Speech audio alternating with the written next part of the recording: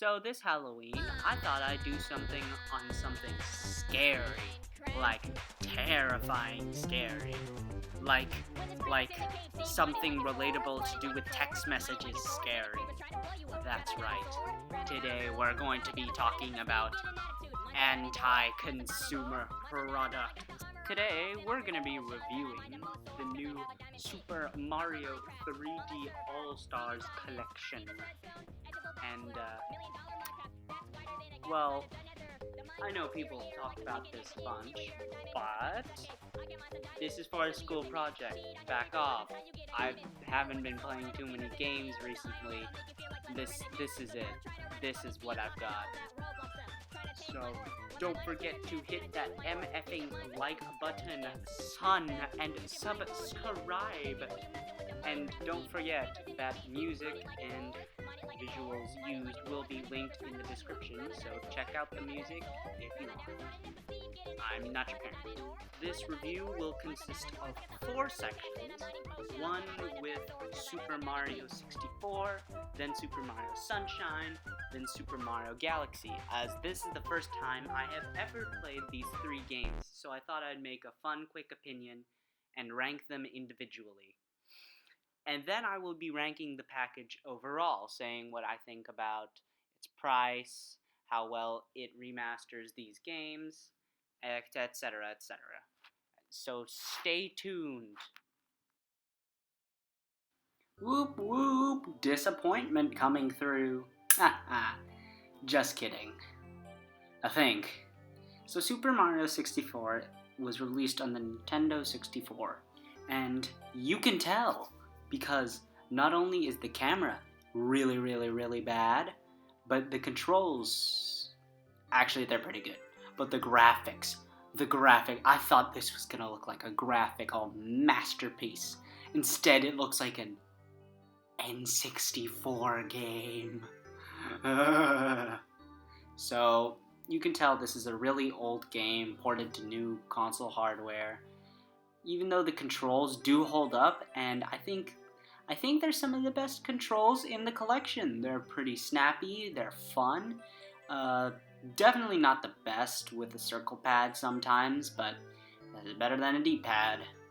But I don't know, the camera kind of ruins it for me. The controls are fun, but you're locked in a tight space in which you're just in there. The camera is constrained because the Lakitu can't go behind walls, and you're just fumbling around because the only open areas are the ones at the start, and everything else, Tick-Tock Clock, Rainbow Ride, even Big Small World. Big Small World, I don't think that's its name. Even that stage is really blocked off, and it's really hard to run around and have fun controlling Mario when you're not given too much space to control him. And I think that's the problem with this game. It's just old. That's really the only problem. Each level is invented. I mean, like, you're in a clock, you're riding a rainbow. It's so old. And yeah, sure, that's because it was the first game, and it's the first game in this collection, but its camera, it's camera. Its camera is the worst part. Well, it's camera, and its controls sometimes, even though it's better than Sunshine, and its controls just really don't hit it out of the park for me. But other than that, it's still a fun game, just held back by really bad stuff that was not possible during those times. So I hope it gets better with a remaster. Nintendo, where's my remaster? So DS was not a remaster. That's a demake.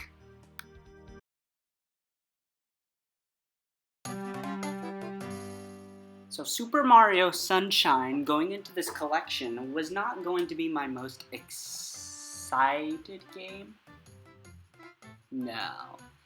It's not the game I was looking forward to the most. That was 64. And, disappointed! Yeah, I played DS when I was younger.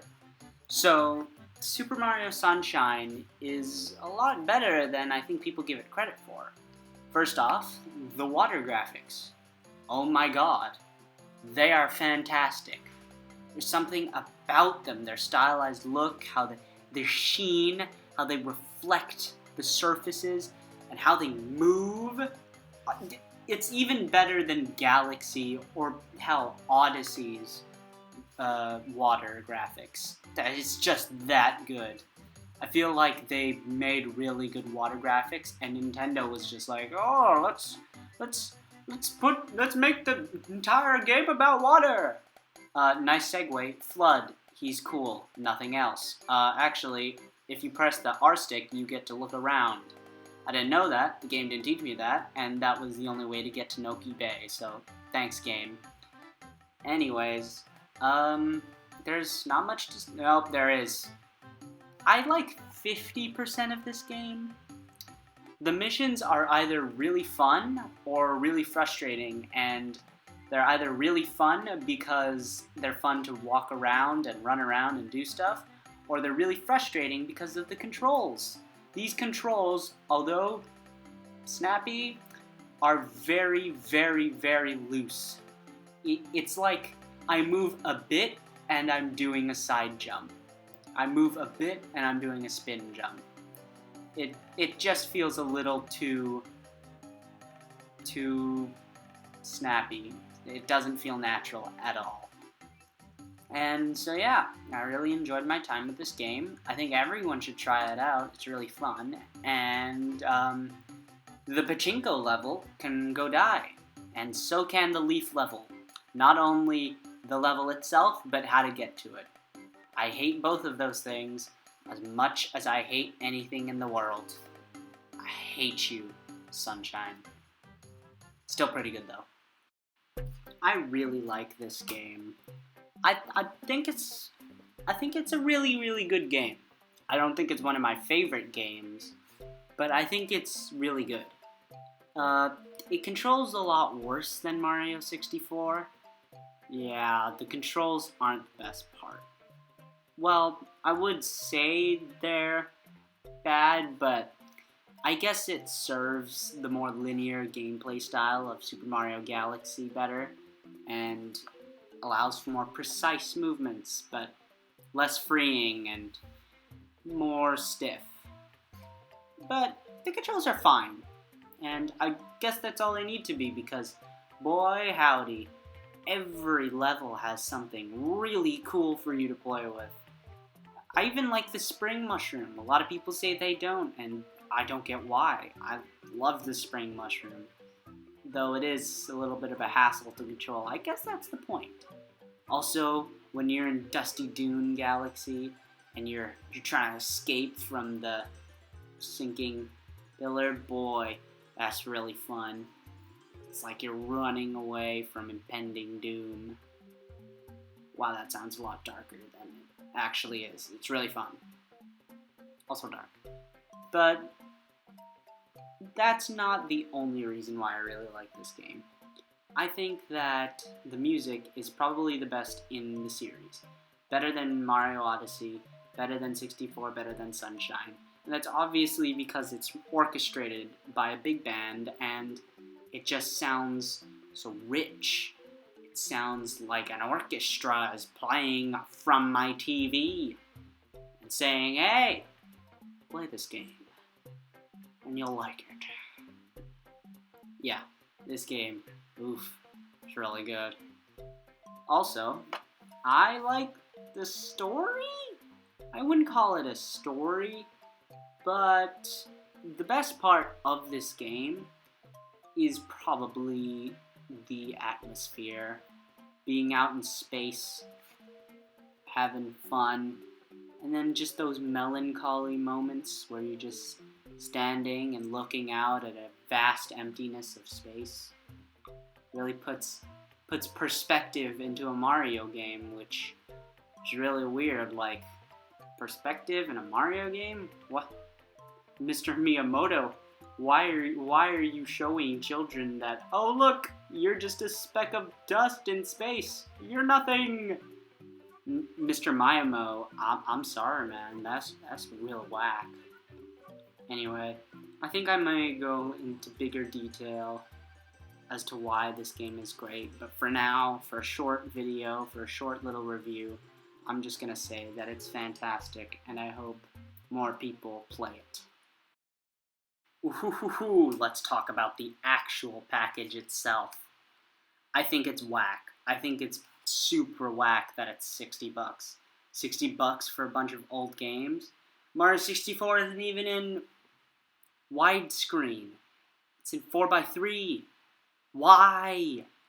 Who said you should do this? Ah! It's disgusting. And it's not going to be available after March? Are you high, Nintendo? Dude, you could make so much money off this. Why are you choosing... I don't understand. They're doing this with Fire Emblem too, so great. And the package itself, although the menus aren't the best, I don't think that's really a problem. And I do appreciate the music. Even though I want manuals, I want concept art, I appreciate the music. I'll definitely listen to some tunes on a bus or on a plane ride. Yeah, I don't see why people wouldn't like it. But overall, this is just the best way to play these games, but not worth $60. And it's a bit of scummy business practice. But people have talked about this before. I don't need to. See ya.